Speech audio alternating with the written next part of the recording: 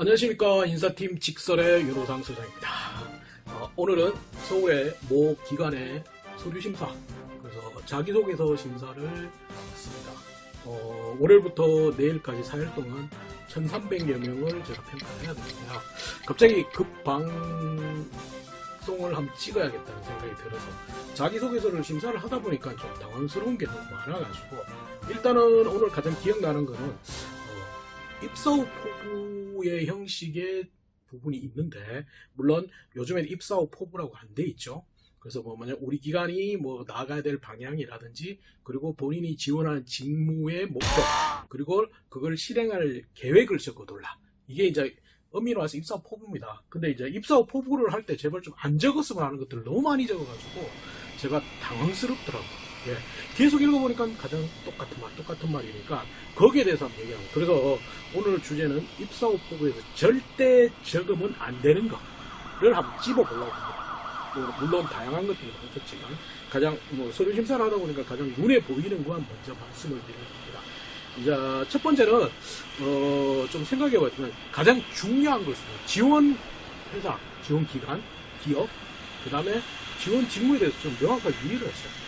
근데 오늘도 어떻게 되냐면, 이게 공공기관이다 보니까 어떻게 되냐면 이제 직무기술서가 나오잖아요. 근데 직무기술을 자세히 보시면 직무기술서가 있고, 사무관리, 예를 들어서 일반행정이라고 하면 일반행정 밑에는 거기에 대해서 기획, 인사, 총무 이런 것들이 나열되어 있고요. 그 밑에 보면 칸들이 여러 개 있는데, 그 밑으로 가면 NCS 기반으로 지식, 기술, 그 다음에 소양을 적게 되어 있는 거죠. 그거는 그대로인데, 그 사이의 항목을 자세히 보시면 뭐가 있느냐 하면, 이제 여러분들이 기관에 대한 이해를 못하기 때문에 그 기관이 하는 사업을 나열해놨습니다. 근데 거기 사업의 나열은 엄밀히 와서 그 직무랑 안 맞죠? 근데 그걸 너무 포커싱을 두는 거예요. 그래서 보니까 엄밀히 와서 이제 일반 행정 직무인데, 거기에 대해서 어떻게 하겠다는 논리보다는 그 사업에서 엉뚱한 일반 행정이 전혀 안 하는 사업을 자꾸 하려고 비리니까. 그래서 입사 후 포부는 잘 생각했던 가장 첫 번째는 지원회사 직무와 전혀 연관성 없는 거는 적으면 안 되겠죠. 네, 그 직무에 대해서 내가 인사에 대해서 열심히 하겠다는 친구들을 뽑으려고 하는데, 그 엄밀히 말해서 좀 거기 안 맞으면 이상하잖아요, 진짜. 그래서 가장 첫 번째는 지원회사 직무와 연관되지 않는 엉뚱한 얘기 제발 하지 말라고. 같은 회사더라도 다른 직무는 안 하는 게 첫 번째입니다. 무슨 말인지 알겠죠? 오늘 뭐 하시는데 입사 후 포부만 하거든요. 입사 후 포부 절대 쓰면 안 됩니다. 두 번째는 제발 좀 자격증 딴다 얘기하지 마십시오. 자격증. 입사한 다음에 인사 파트는 공인노동사를 따고요, 어디 가면 기술사를 따고요, 뭐를 하겠다. 자격증 여러분 각자 알아서 따라. 회사에서 요구하는 거 없습니다.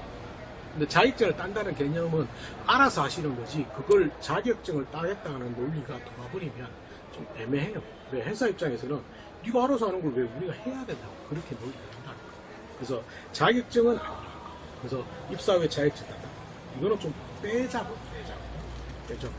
그 다음에 이제 뭐냐면 또 있는 게, 이제 흔히들 이제 1년, 3년, 5년, 10년을 나눠서 많이 씁니다.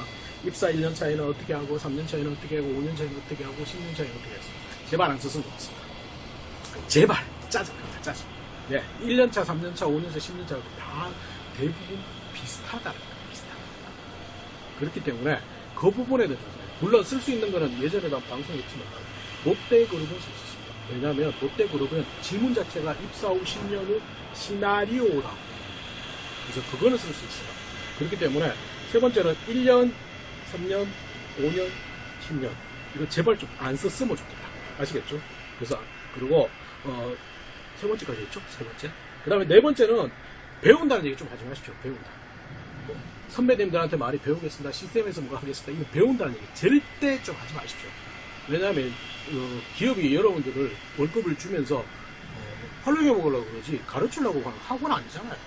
그래서 배운다는 논리는 절대 빼시면 됩니다. 무슨 말인지 들어가서 배우겠습니다. 그 다음에 다섯 번째는 복리후생적인 거 얘기하면 안 됩니다. 교육 과정을 어떻게, 그게 어떤 프로그램을 활용해서 이런 얘기는 좀 안 했으면 좋겠다. 무슨 말인지 알겠죠? 그래서 다섯 번째까지 있고, 그 다음에 뭐 얘기하겠죠? 그 다음에 이제 좀 생각해 봐야 될 거는, 이제 거기에 다양한 것들 이해하고, 그 다음에 이제 기본적으로 좀 해야 되는 부분이 있죠. 그래서 뭐 아까 얘기했듯이 기본적으로 이렇게 얘기 5가지를 해드렸는데 이 부분에 대해서는 가장 좀 집중을 하셔야 돼요. 집중을 하셔야 되기 때문에 절대 그 부분은 좀 많습니다. 물론 이거 이해도 많습니다. 그 이해도 굉장히 많아요. 실제 보면 뭐랄까 추상적이고 막연한 포부, 열심히 하겠습니다, 최고가 되겠습니다, 최선을 되겠습니다, 이런 경우 안 된다. 그리고 또 보태자면 그것도 안 됩니다.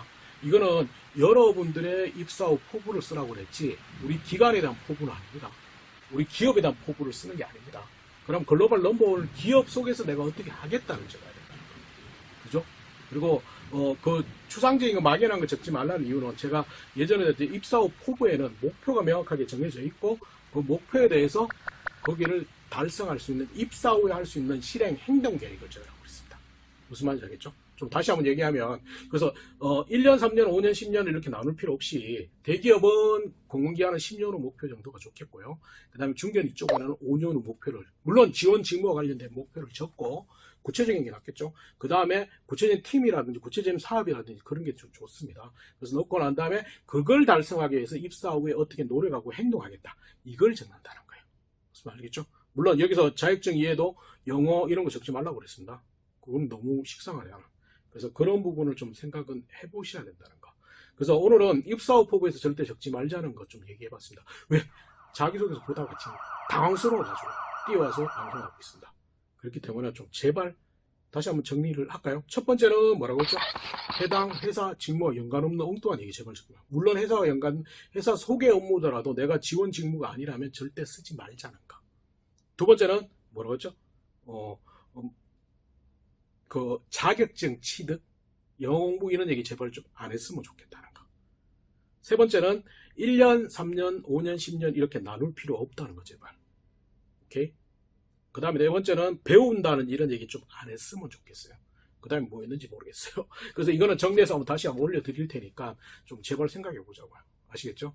그래서 이 와중에도 또 뭐 별의별 거 많습니다. 그래서 이 정리가 안 되는데 정리를 다시 한번 해드릴 테니까 절대 오늘은 입사 후에 쓰면 안 되는 거 다시 한번 얘기해 드리려고 합니다. 아시겠죠? 그럼 다음에 또 만나겠습니다.